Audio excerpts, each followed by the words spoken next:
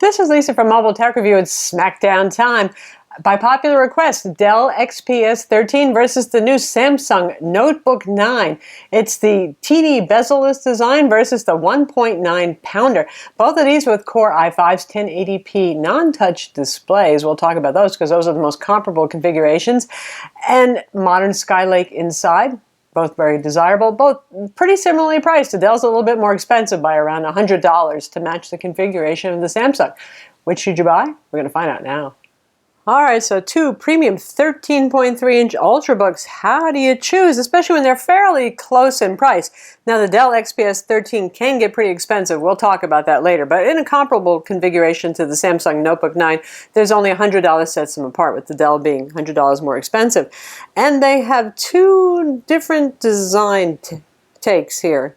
Now, the Dell goes for being the most compact in terms of dimensions this way and this way of any 13.3-inch Ultrabook. It's about the size of a 12.5-inch laptop. Not that there are many of those on the market.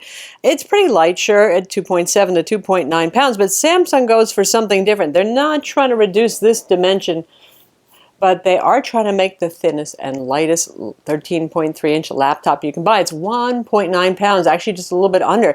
And it's super duper skinny. It's under and half an inch thick. Now from the front, they're both pretty much the same thickness, but the Dell gets thicker at the back and is thicker than the Samsung. So it depends on what's more important to you, having the lightest possible laptop or having one that is more compact in these dimensions. Now, neither of them is heavy, but this Dell is miraculously almost a pound heavier, since we happen to have the touchscreen version here, which is the heavier of the two. The 1080p non-touch is 2.7 pounds. The touchscreen is 2.9 pounds.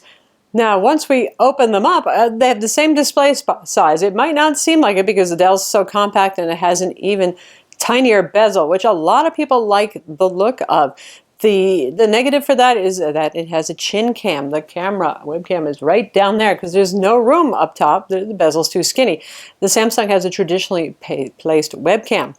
The Dell is available with sharp IGZO displays, whether you get the 1080p or the higher resolution QHD Plus display.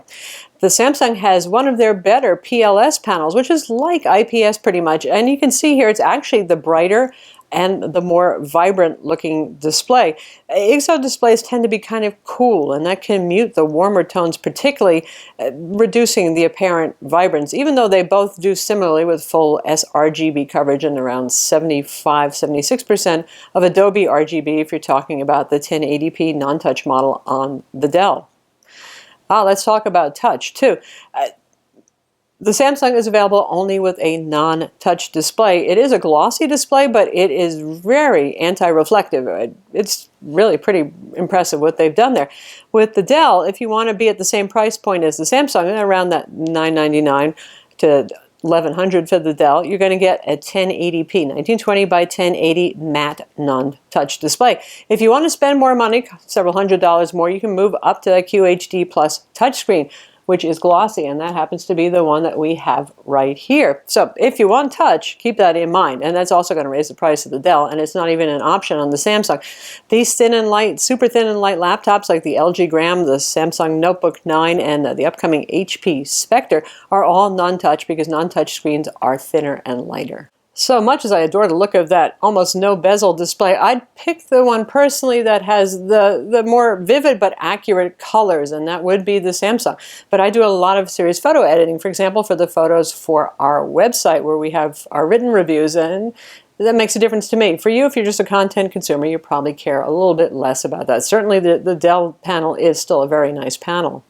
Now, both of these are low travel backlit keyboards. With the Notebook 9, by the way, it's also available in a 15-inch size, and that one doesn't have backlighting on the keyboard. Odd, really odd that. Anyway, that's something to consider in case you just like this but you want the bigger version. Anyway, low travel keyboards here around 1.3 millimeter, but the Samsung actually, I like it a little better. They just got the keys just right in terms of damping and feel, and I've used it to write a few reviews, and you know my written reviews are long if you visit our site. And it's good. And I also like that blue-green backlighting that's easier on the eyes and doesn't derange the person sitting next to you on the couch at night who's trying to watch a movie without the glare of your backlit keyboard. Dell keyboard isn't bad. It's just a little bit more abrupt, a little bit more it feels a little bit more bare bones in terms of that comfy typing experience. Trackpads on both of these are quite good. They're both Microsoft Precision trackpads, and really, it's a wash there. They're both very good trackpads.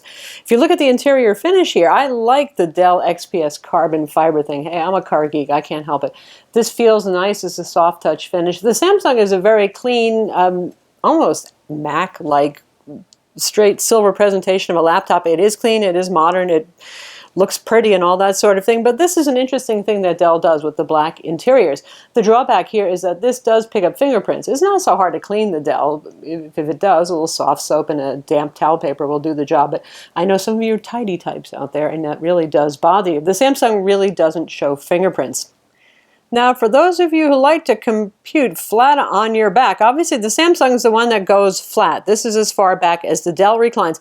I find that certainly an adequate amount of recline on the Dell. I don't tend to use my laptops flat. I know some people who give presentations to other people like the flat position, and those of you who use them in bed propped up against your knees like flat. So it's just in case it matters to you, there it is. When it comes to ports, Dell pulls ahead with the forward-looking USB-C 3.1/Thunderbolt 3 port, which right now is kind of a headache trying to find adapters, and sometimes even Dell's own firmware updates temporarily disable their own dongle adapters and all that sort of thing. But it's one of those things, eventually they'll all get it right and it'll be fine and we'll love having it. But for right now, it's just a challenge, but still something to keep in mind. Samsung has no USB-C port whatsoever on the 13-inch model. They do on the 15-inch model, however. Now we've got USB standard ports on both of these. You can see we've got a USB 3.0 port here, type A, and over there as well. Headphone jack is on here. This one has a headphone jack also. Now something else on the Samsung, it's a little bit more present day looking. It comes with an Ethernet adapter, gigabit Ethernet adapter in the box that plugs into one of their little specialized dongles. It has micro HDMI. You probably have one of those cables sitting around from smartphone days maybe, or if you're a previous Samsung Series 9 owner, because they used to use that. Now on the other side, each of these has another USB 3.0 port. The SD card slot you can see on the Dell. The Samsung also has a full-size SD card slot. It's under a little flappy door on the side of the computer. You just can't see it from this view. So when it comes to ports, basically, there's also an optional VGA, mini VGA adapter available for the Samsung. When it comes to ports, the Samsung is a little more practical in the here and now. You do have a display out port, an HDMI, for example, whereas with the Dell, you're going to have to get into the USB-C or Thunderbolt 3 adapters to do that. A couple of years from now, the Dell will probably be the more solid, more useful machine, but in today's world right now, the Samsung is a little bit more easy to work with. Now, when it comes to horsepower and performance, these are in pretty close to a dead heat. That is, unless they're not. I'll explain that. The Samsung Notebook 9 is currently available in one and only one configuration, Intel Core i5 Skylake, 8 gigs of RAM soldered on board, and a 256 gig SSD. It's an M2 SSD. It's using the SATA 3 interface. The Dell is also available in that configuration. Their $999 configuration has 8 gigs of RAM and a 128 gig SSD. You have to spend another $100. You can go up to $1,100 if you want that 256 gig SSD. It is, however, a PCIe SSD, and that's a faster SSD interface. Will you notice this in everyday use? Not so much, but everybody's very specs conscious, and I'm sure sooner or later all laptops will move up to PCIe, which currently costs a bit more. Now at the Dell, well, I say they're the same unless they're not. That's because Dell, as ever, always makes a wide variety of configurations available. If you really want to go bare bones, you can go down to a Core i3, 4 gigs of RAM and 128 gig SSD for $799. If you want to go to town, you want to get a Core i7. They even now, besides just having the dual Core i7, have the one with Intel Iris graphics, a little extra oomph there. You can go ahead and spend like up to $1649 if you want to get the Intel Iris model with the Core i7 and the touch screen. So there's more options, more variability. If you're looking at this as your main machine and you have a certain spec in mind, obviously you'll have more choices with the Dell. It may cost you a pretty penny, but you got more choices there. And now you can see that SD card slot door there that was hidden before on the Samsung. On the bottom, both of these have removable bottom covers. With the Dell, it's going to be Torx T5 screws. With the Samsung, it is Phillips head screws. If you take those off, you can service the battery if you want. You could swap out your SSD. RAM is soldered on board, not upgradable for either of these. The wireless card on the Dell is socketed. It's a Broadcom card that's pretty good.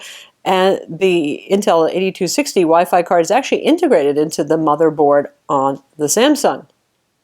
When it comes to battery life, you might think that the Dell would seriously trounce a super skinny laptop, but Samsung's worked some magic here, and even though it does have a smaller capacity battery, the Dell is designed to accommodate a wide variety of processors that might consume more power after all. And the Samsung is about a 7.5-hour laptop, which is pretty darn amazing for something that makes the Dell feel like a boat anchor in terms of weight. But still, if you get the 1080p XPS 13, that one is a real Energizer bunny, and that's more like an 8.5 to 9-hour laptop. If you go up to that QHD Plus touchscreen, though, the Dell drops down to around 6.5 hours, so it depends on the configuration there. But when comparing like configurations in terms of display, the Dell will outlast the Samsung, but neither of them is weak, but the XPS 13 is pretty darn long-lasting. Now, speakers on these, Samsung usually has really good sounding speakers on their laptops, but again, this is another casualty of the thin, lightweight. Speaker grills you can see right over here. It's pretty thin sounding, not super duper loud either. The drivers are just pretty small. The XPS sounds more loud and full. The XPS honestly does not have awesome speakers either, but it is a bit more full sounding. Headphone jack audio on both of these is very good. So there you have it, the Samsung Notebook 9 versus the Dell XPS 13. Either way, you're getting a stunning machine. I'd say there's more brand awareness probably around the Dell. They make a lot of laptops. Everybody knows about them. Samsung, you know, they almost stopped making laptops in the US and then they came back again. So this is a new kid on the block.